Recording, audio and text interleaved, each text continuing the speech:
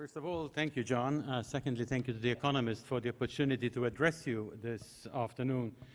Colleagues and friends, I want to agree with the comments that Jim and the previous speaker have made.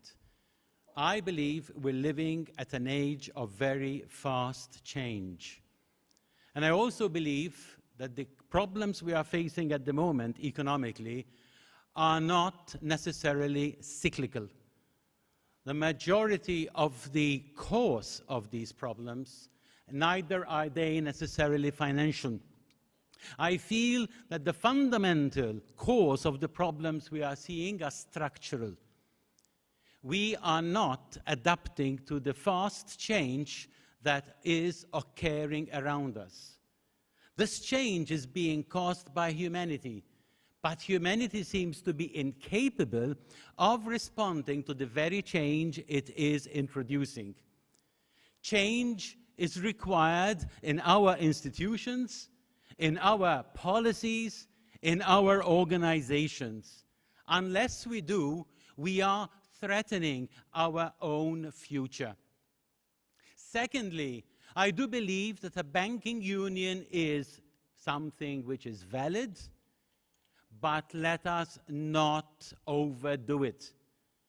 I agree that we are facing a situation of over-regulation, and the banking union tends to be more focused on the balance sheet than anything else.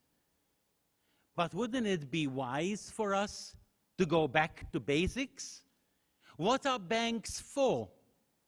Banks are there to mobilize capital, to support growth, and to promote development. In short, they are there to make it possible to invest, to make it possible for entrepreneurs to embark on projects. They are there to help in the generation of value within the economy. But are we losing focus? Are we getting more obsessed with the way we run things and why we run things, rather than why we should be standing there at all in the first place? I believe these questions need to be asked. Way back in 1996, when I was chairman of the Bank of Valletta Group, I proposed, I launched, and I led a Mediterranean bank network. The reason, or major part of the vision of that network, was to promote cross-border financing of projects.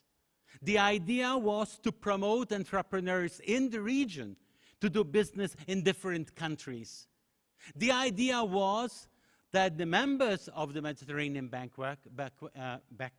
network will be actually responding to the need of the clients, the entrepreneurs, doing it jointly to make it possible for them to do more business, to create more value, to generate more opportunities.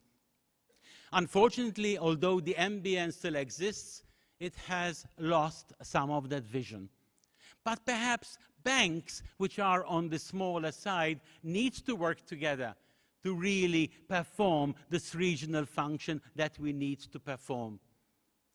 I believe also that increasingly we have to be realistic about the region we are living in.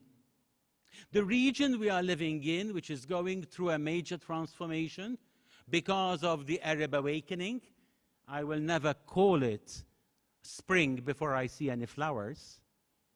I believe we need to respond to what is happening there. I believe that there's a lot of change which is happening, which we are underrating. I feel we need to support this change. And we need to realize also that there are elements within this dimension which are different to ours. There is Islamic banking, Islamic finance. We should be aware of that. And we should try to find ways and means how we can make conventional banking to live alongside Islamic banking. I believe that is very important. I believe that possibly what we should be doing at these conferences, if I may, besides debating, also use it as a platform for taking action. The world needs less talk and more action. The world needs change. Change is happening around us. We need to respond. We need to be able to affect this change and manage this change. But we are not. We're just regulating against the change, which is causing a tremendous problem which will burst. And in my opinion, one of the things that we should be doing in these conferences is addressing these opportunities for change.